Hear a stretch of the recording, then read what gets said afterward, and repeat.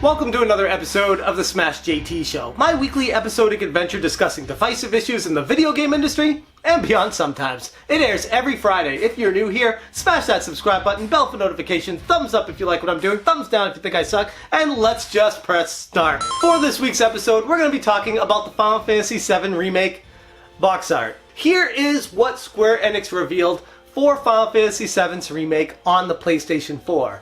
For those of us that grew up with the PlayStation as one of our favorite consoles and all the nostalgia and memories we made with Final Fantasy VII, man, this really is the perfect box art. What is possibly wrong with it, especially when you compare it to the original one?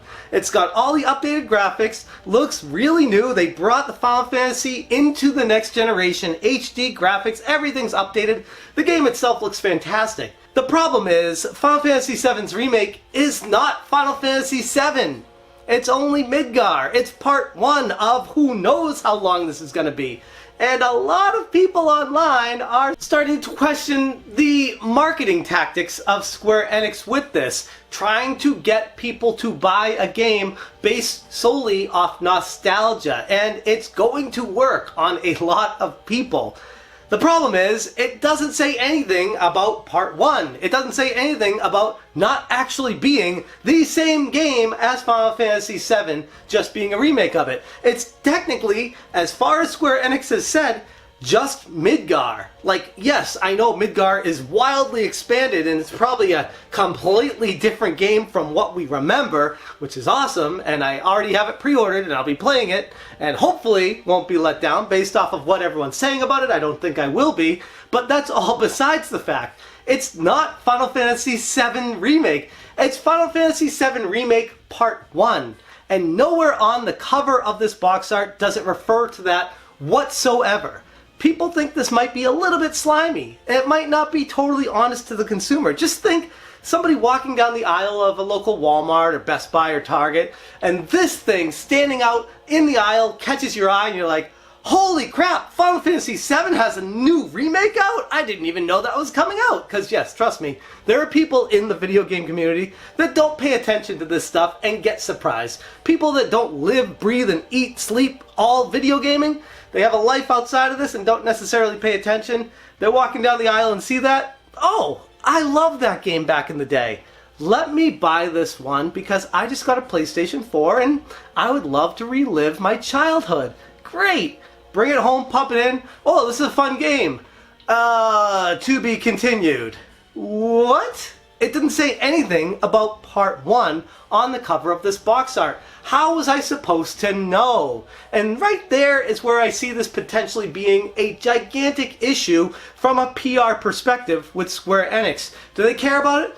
Probably not. If they did, they would have made Part 1 listed underneath that. For the sake of sales, or if they'll claim to be nostalgia, they completely leave all of that off of the cover, using the exact same scene from Final Fantasy VII, just updated with new graphics. Cool idea until you look a little bit deeper. Now, we don't know what the back of the box is going to say. Most likely, I'd like to think it would give more details about that. Once you actually start reading it and you see the storyline, and it will say this is an enhanced port of Midgar and more parts of this will be coming down the road. Enjoy your adventure in Midgar, or something like that, where it will explain to the customer what they're actually buying when they read the back of it. But let me ask you guys a question. When was the last time you went to a video game store and actually picked up the box, flipped it around, read through the back of it, then decided to buy it? Because this day and age, most games are behind glass. Most games are behind the counter.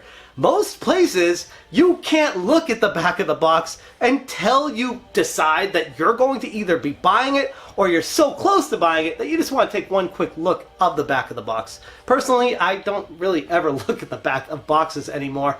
Unfortunately, because most of my shopping is either done online or I've researched the game so much that I already know what I'll be getting into. Maybe there are people out there that will look at the back of the box, people that don't research these games.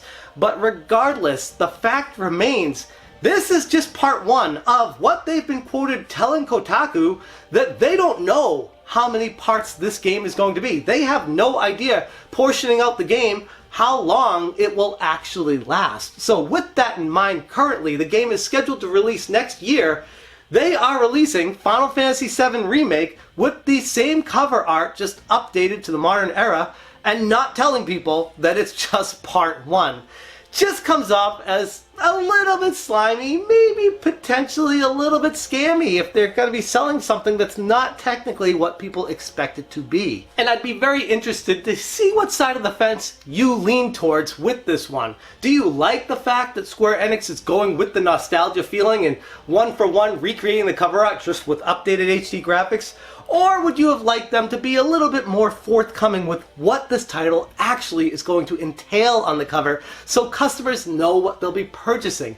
I would love to hear where you stand on this because I feel like there's an argument to be made for both sides of it, and that's kind of what the Smash JT show is all about. And that's where I'm going to leave that topic. Moving on to the smashing convention of the week, I gotta talk to you guys about TORG. This is a video game convention that I attended previously and had the time of my life. I actually met up with another YouTuber, CM Retro, a lot of you in the community know him. Really good guy, had a blast walking around, talking to the exhibitionist, buying a lot of the games, these retro games for great prices, and interacting with fans of the show. People that I didn't even know watched me were like, hey, I know you. And I was like, holy crap, that's pretty amazing because I'm like 3,000 miles away from my house right now and there are people talking to me in this convention floor. Blew my mind. The event coordinator reached out to me last week and asked me if he could sponsor one of my videos so that I would talk about it. I'm like, you don't need to sponsor me. I would be happy to talk about this regardless because I had such a blast attending it.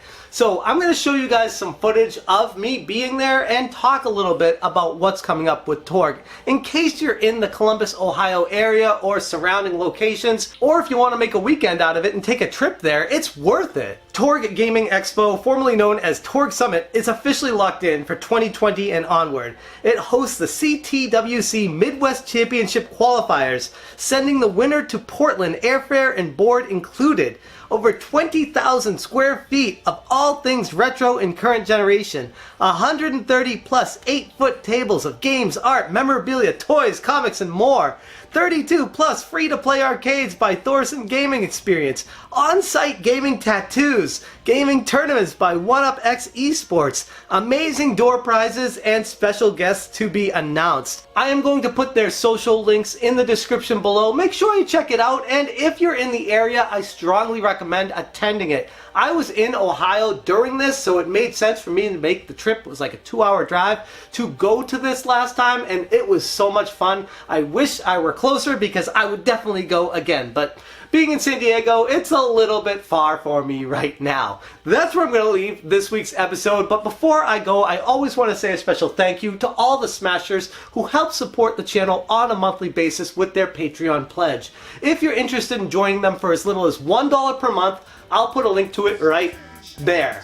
And if you're new to the channel and you still haven't subscribed yet, smash that subscribe button, the bell for notifications, and if you missed last week's episode, I'm going to put it right here somewhere. Don't miss it. That one was kind of a doozy. Thank you so much for watching, and as always, you stay smashing.